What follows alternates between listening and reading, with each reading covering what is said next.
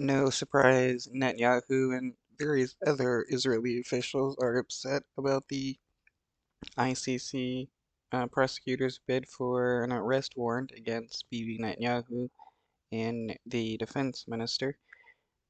Bibi Netanyahu and various others in the Israeli government thinks that the Israeli government can commit whatever crime they want and that they shouldn't be punished for said crimes.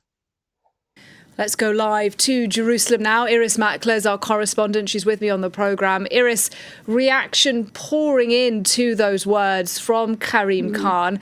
Israeli leaders among them. Give us the latest on what's being said today. What we're hearing, I think, is pretty much outrage across the board in Israeli politics. We've heard from the leader of the opposition who says this is an indelible mistake and it cannot be allowed to stand, and turning to the US to look for its support. We've heard from Benny Gantz, who is currently a member of this government, a former military chief of staff himself, but not from Netanyahu's party. And he has also called it moral blindness and a terrible, indelible mistake. Moral blindness? How is it moral blindness to punish the Israeli government or to arrest their leaders for committing crime against people? We've heard from Israel's foreign minister, who is from Benjamin Netanyahu's party, who describes it as scandalous and tantamount to attacking the October the 7th victims all over again. Wow, using the October 7th victims as pawns yet again, saying that the ICC wanting to Netanyahu for crimes is somehow an attack on the October 7th victims. That's just disgusting to use them as such a pawn. Israeli media is reporting that he's setting up a war room, if you like, and calling other foreign ministers, especially Western leaders, to see what their reaction will be and if they would actually act on this. Because don't forget, Israel is not a member of the ICC, of the criminal court. So it's... That doesn't mean, though, that the other nations that are a part of the ICC can't arrest him for if the ICC does send out an arrest warrant. I mean, Putin is not a member of the ICC, and yet there is still an arrest warrant out for him.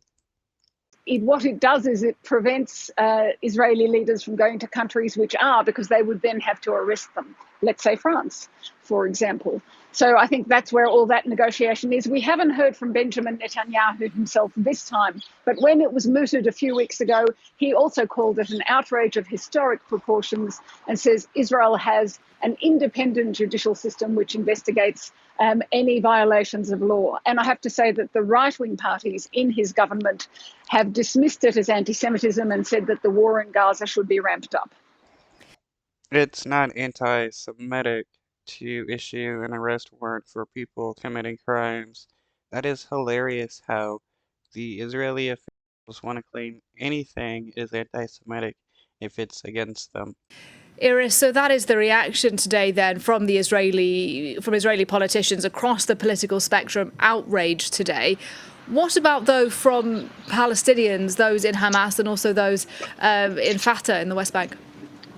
What we've heard is a Fatah statement that is not the supporters of Hamas, actually, but what they are saying is that this confuses the victims and the executioner and calls on the ICC, the International Criminal Court, just to prosecute Israel.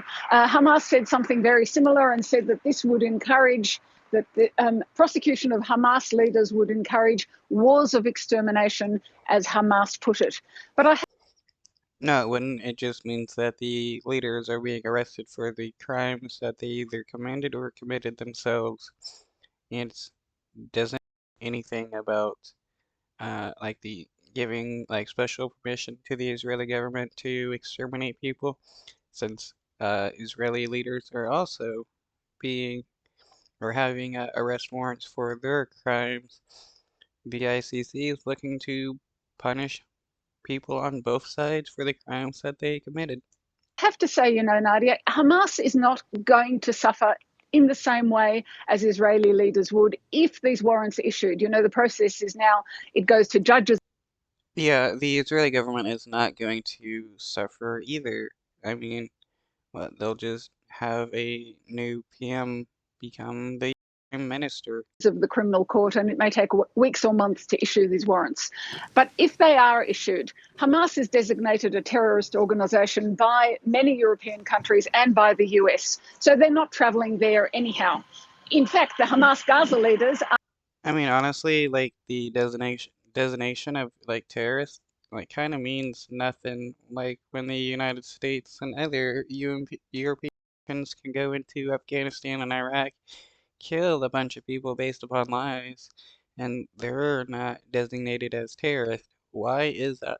Why is it only that certain nations can actually designate other groups as terrorists and something happens, but those nations can commit terrorism and not be designated as terrorists? Because the United States definitely should be designated as a terrorist organization or terrorist government, especially after the invasion of Afghanistan and Iraq, when it was found out to be based upon lies, because that is terrorism to invade a nation based upon lies and kill millions of people. In Gaza and at the present moment under the ground in their tunnels there. This doesn't affect them, but it does affect a country like Israel and Israeli leaders more. And I've just seen an interview with an international law expert who describes it as a low point for Israel, and says he doesn't know how a country, a democracy, can survive something like this if its leaders can't travel and can't invite other leaders here too. So very. Well, this just means that the leaders of the supposed democratic nation should stop committing war crimes and stuff like that. Otherwise, they won't be able to visit other nations because the ICC will issue arrest warrants. If they want to be able to visit other nations, again, don't commit crimes.